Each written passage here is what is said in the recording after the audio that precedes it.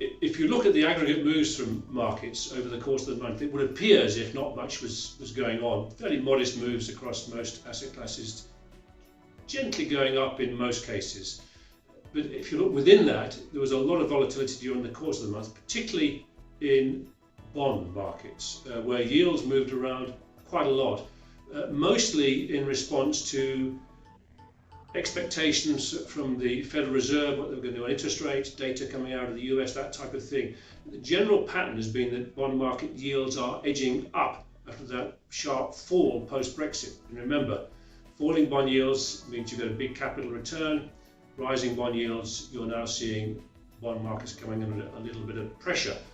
And I think that was the sort of broad trend as we went through the month, through this period of volatility. The important thing to say about the Fed, which of course had its meeting in September, was inaction. It didn't move on rates. The market was not really expecting that.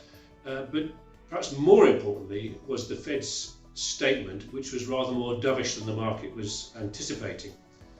And perhaps most importantly, what they've indicated is through the course of this year, maximum of only one rate rise is likely now. Remember, a year ago they were talking about 4 rate rises in 2016. They've also ratcheted down their expectations for what's going to happen to rates in both 2017 and 2018 by 0.5% each year. So they're now expecting only 2 rate rises next year, 3 in 2018. So generally speaking, they've ratcheted down their expectations for rate rises. Looser for longer remains the mantra as far as the Fed is concerned, but the market still remains very sensitive to data coming out of the economy. And we've seen, generally speaking, good numbers coming out of the US economy. The labour market, as we know, has been pretty strong and remains pretty strong. So there is an expectation now that the Fed will raise rates, most probably in December. And the market remains a little bit nervous about that. So we are seeing bond yields going up a little bit as we speak. Markets sort of beginning to build in that likelihood of a rate rise. Bank of Japan, at its meeting this month, I think surprised markets. What the Bank of Japan has found is that its move into negative interest rates earlier this year is not having the desired effect. In other words, you've seen a sort of diminishing marginal returns from this further loosening in policy. And indeed, negative interest rates are really damaging banks and insurance companies in particular, and offsetting the benefit of lower rates on asset values and confidence. So the Bank of Japan, in its September meeting, signalled a change in tack. They're still going to maintain a very ultra-loose monetary policy. They're still targeting inflation of 2%. In fact, they've said they want inflation to exceed 2% before they ease off on policy, so they're going to continue to buy assets at very substantial levels. But instead of targeting the quantity of assets they buy, they're now going to target a particular interest rate on 10-year government bonds. So that's a very distinct change in policy. It's designed to help banks in terms of their profitability, but it's also been seen as a bit of a signal that the Bank of Japan is looking towards trying to unwind this extraordinary amount of money it's having to pump into the markets without, at the moment, seeing the desired impact. So I think it was a pretty significant move, and we're now going to be watching very carefully to see what the Bank of England and the European Central Bank do in their forthcoming meetings to see whether they're going to maintain this really ultra-loose policy that they have. We think they will, and indeed we think they probably have to, but it looks to us as if we're now getting a bit of a change in tack, and I think increasingly we're going to be looking towards governments and fiscal stimulus to help to keep economies growing.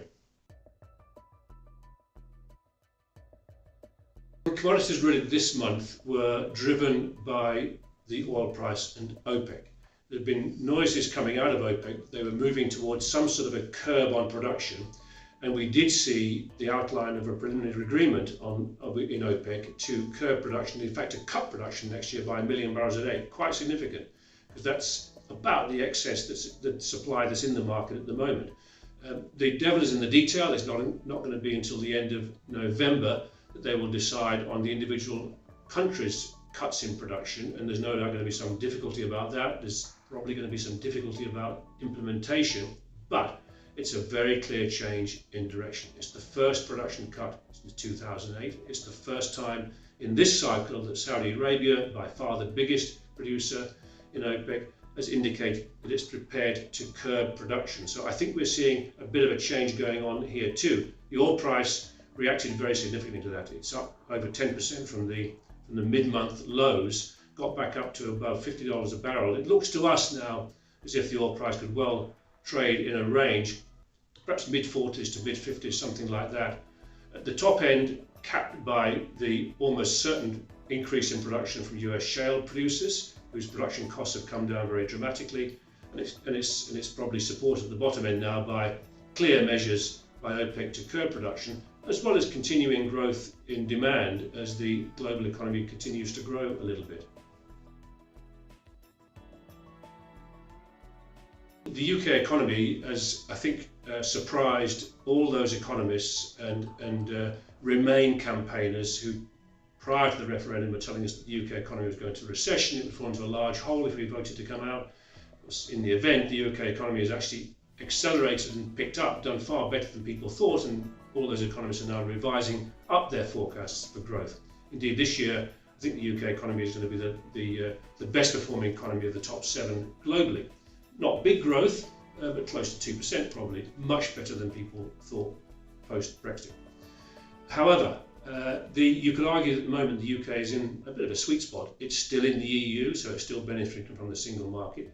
There's been a big fall in sterling post-Brexit, so parts of the economy, notably manufacturing, are actually doing very well out of the fall in sterling. They're much more competitive. So guess what? The parts of the economy are really growing quite strongly now. As we look into next year, I think things are going to slow down and change a bit. First of all, Prime Minister Mrs May has now announced the likely date for when the UK exercises or invokes Article 50, which triggers the exit process from the EU. That's going to be done before the end of March next year. So we now know the clock is ticking. 2 years from then, we'll be out of the EU. And she's also said, perhaps more significantly, that the government is going to put a bigger emphasis on controlling immigration than worrying about maintaining the entry into the single market. So it's prepared to compromise on single market benefits as long as it gets control over immigration. Now that's raised certain alarm bells in industry saying, well, maybe we're not going to get the sort of access to the single market we want. Maybe there's what people are calling a hard Brexit. It raises uncertainties, perhaps a bit of nervousness, deferring investment decisions. So I think next year the economy is going to be tougher, not falling into a recession, because there's good momentum behind the economy. It's certainly a lot tougher, much slower growth, probably through the next couple of years as this long period of negotiation with the EU continues. Beyond that, I think the UK will be absolutely fine, but we've got a tough period here, and sterling has reflected that by coming under quite a bit of pressure, fallen to a new 31-year low against the dollar, for instance. So far this year, it's probably fair to say that most markets have done better than most people thought they would do going into this year. Bond yields have fallen, so capital values have been going up. Equity markets had a terrible start to the year. January and February were very weak. Since then, there's been a really strong return from equity markets. But what that means is that valuations have got to quite high levels in equities to extremely high levels in government bond markets. On the other side of the equation, there are some sort of shorter term uncertainties out there. I've talked about the Fed. The Fed might well raise rates, probably will in December. The market's going to be a bit nervous ahead of that. You've got a little matter of the US presidential election. If Clinton wins, then status quo prevails. The market's probably going to be okay. If Trump wins, there's a sort of new level of uncertainty. Do we really know what Trump will do if he becomes president? So that introduces some shorter term concerns. You've got China, which we all know is battling with too much debt. Economy's done well this year because of stimulus, probably too much dependency on stimulus measures from the government. That's got to be wound back. I think China will come back to cause some issues in markets in due course. We know we've got a banking issue still across much of the EU. We had problems with Deutsche Bank in the last month, for instance. Again, that's it's a problem that's not going to go away quickly. So none of those things are going to be substantive enough to cause a major downturn in markets or a major slowdown in economies, but they could well be enough, given the high valuations of markets, to cause setbacks. So I think it's wise for long-term investors to stay invested in the markets. This cycle has got further to run, but in the short term, I think a degree of caution is warranted.